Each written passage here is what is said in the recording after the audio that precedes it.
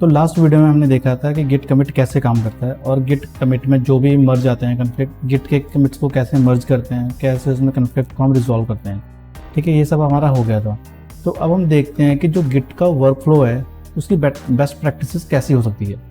ठीक है, तो वर्क फ्लो का मतलब होता है कि जो पे हमने काम कर रहे हैं, मतलब कि हम अभी तक क्या पढ़ते आ रहे थे कि हम क्या करते थे कि जब कोई हम फीचर न्यू ऐड करते थे तो एक न्यू ब्रांच क्रिएट करते थे और बाद में उसको मास्टर ब्रांच से मर्ज करके उसको डिप्लॉय करते थे। ठीक है, तो अब हम देखते हैं कि इसको हम कैसे अचीव कर सकते हैं। ठीक है, तो कैसे ये प्रैक्टिस हो सकती है। ठीक है, तो अगर वर्क फ्लो की बात करें, ठीक है, तो ये दो तरह की होती है, एक सेंट्रलाइज्ड और एक डिस्ट्रीब्यूटेड। ठीक है, अब सेंट्रलाइज्ड का मतलब ये होता है कि एक सेंट्रल सर्वर होगा कहीं पे, सारा कोड वहीं पे सेव रहेगा। आपने सिर्फ कोड को गेट करना, सारे के सारे कोड को, उसमें चेंजेस करनी है, फिर उसको पुश कर देनी है।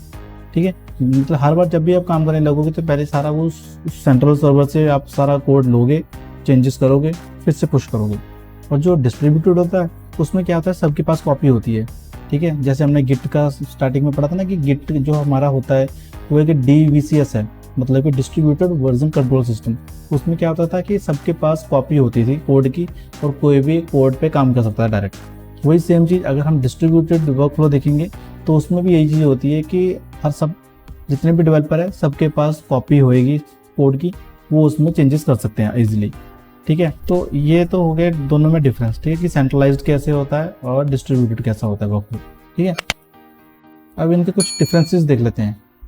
ठीक है, अब फीचर वाइज बताता हूँ आपको। जैसे पहला फीचर है कोड स्टोरेज का। ठीक है, जो सेंट्रलाइज्ड वर्क फ्लो है उसमें क्या है कि सारा कोड एक सेंट्रल सर्वर पे सेव रहता है। ठीक है, बट डिस्ट्रीब्यूटेड केस में क्या होता है, हर डेवलपर के पास उसकी एक कॉपी होती है उसके लोकल मशीन पे। ठीक है, पहला डिफरेंस ये हो गया। दूसरा क्या है, कोड चेकआउट। ठीक है, अब जो सेंट्रलाइज्ड वर्क फ्लो होता है उसमें डेवलपर क्या करता है, चेकआउट करता है सेंट्रल सर्वर से।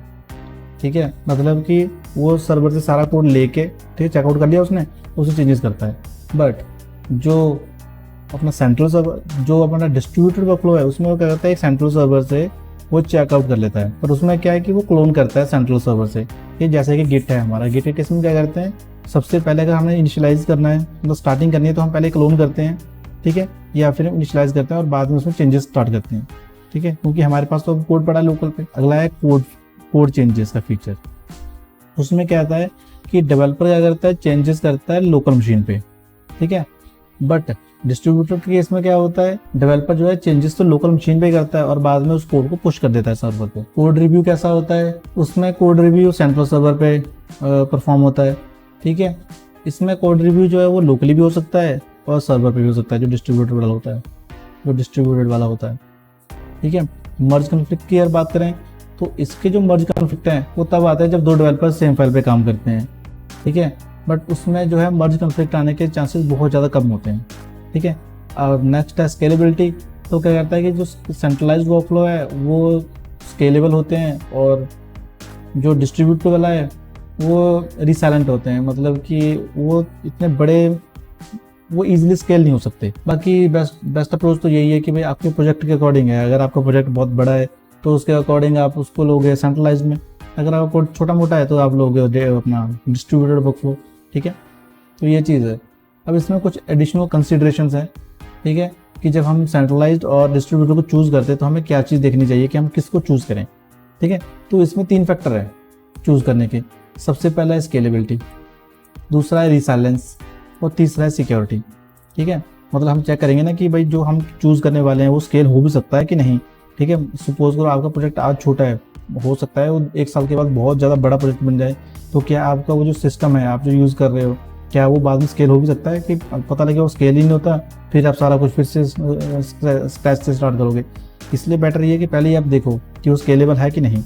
ठीक है, नेक्स्ट है रिसाइलेंस। ठीक है, रिसाइलेंस में क्या कह रहा है कि distributed workflow are more resilient to network outage. ये कह रहा है कि डिस्ट्रीब्यूटेड जो सिस्टम है वो ज़्यादा रिसाइलेंट है। वो इसलिए क्योंकि हर एक डेवलपर के पास एक कॉपी होती है उसके लोकल सिस्टम पे। ठीक है, ताकि वो अपना काम जो है कंटिन्यू कर सके, चाहे वो जो सेंट्रल सर्वर है वो अनअवेलेबल हो या फिर इंटरनेट कनेक्शन नहीं है या कुछ भी है। ठीक है, तो रिसाइलेंट का मतलब यही होता है कि अगर नेटवर्क नहीं है तब भी वो काम कर सके। ठीक है, तो वो होता है रिसाइलेंट। ठीक है ना, अब जो हमारा सेंट्रल वाला है वो तो रिसाइलेंट है ही नहीं, क्योंकि अब क्या है कि अगर आपका इंटरनेट कनेक्शन ही नहीं है या फिर वो सर्वर अवेलेबल ही नहीं है तो आप काम ही नहीं कर सकते, क्योंकि आपके पास तो कोड ही नहीं है। आपको पहले उस सेंट्रल सर्वर से सारा कोड गेट करना होगा, ठीक है। गेट करोगे तब उस पर काम करोगे, और काम करने के बाद उसको पुश करोगे। बट डेडिकेटेड में क्या है कि आपके पास वो कॉपी हमेशा पड़ी होती है। अब आप नेट है नहीं है उससे कोई लेना देना नहीं है, आप अपना चेंजेस करोगे और जब नेट आपका आएगा या जब सर्वर फिर से अवेलेबल होगा आप उसको पुश कर सकते हो, ठीक है। तो ये चीज़ हमें कंसिडर करनी होती है कि आपका जो प्रोजेक्ट है वो आपको रिसाइलेंस चाहिए उसमें या नहीं चाहिए। मतलब आप ऐसा चाहते हो कि आपका जो डेवलपर है वो तब भी काम कर पाए जब आपका कोड अवेलेबल नहीं है, ठीक है। और लास्ट पॉइंट है इसका सिक्योरिटी, ठीक है। जब भी हम चूज़ करते हैं तो हमें देखना होता है कि किसकी सिक्योरिटी ज़्यादा अच्छी है। तो अगर सेंट्रलाइज वर्कफ्लो में देखें तो कहते हैं कि वो ज़्यादा सिक्योर है डिस्ट्रीब्यूटेड वर्कफ्लो से, ठीक है। वो क्यों सिक्योर है? क्योंकि जो सारा कोड है वो एक सेंट्रल सर्वर पे सेव पड़ा है, इसलिए वो सिक्योर है। क्योंकि अब क्या है कि अगर आपका कोड ही सारा एक ही सर्वर पे पड़ा है तो उसको हम क्या कर सकते हैं कि उसको सिक्योर कर सकते हैं अनऑथराइज्ड एक्सेस को रोक के, ठीक है। और जो कि डिस्ट्रीब्यूटेड है वो तो अब सबके पास कॉपी पड़ी है, ठीक है ना। तो वो सिक्योरिटी उसमें थोड़ी कम मिलेगी आपको। बाकी जो सेंट्रल सर्वर होता है वो इजीली जो है हैक हो सकता है, मतलब कि उस पर अटैक जल्दी हो सकता है, क्योंकि सारा कोड तो एक ही जगह पड़ा है। तो उसको मालवेयर अटैक करना या कोई भी इस टाइप की अटैक करना बहुत ही ईजी है, ठीक है। इसलिए ये सब कुछ आपको देखना होगा कि किस टाइप की सिक्योरिटी आपको चाहिए, तब आपको चूज़ करना पड़ेगा कि आप किस वाले को यूज़ करना चाहते हो, डिस्ट्रीब्यूटर को या सेंट्रल को। Thank you for watching this video. Please subscribe to my channel and share with your friends as well, so I can create more valuable content for you. Follow us on other social media accounts as well. Links are in description of this video.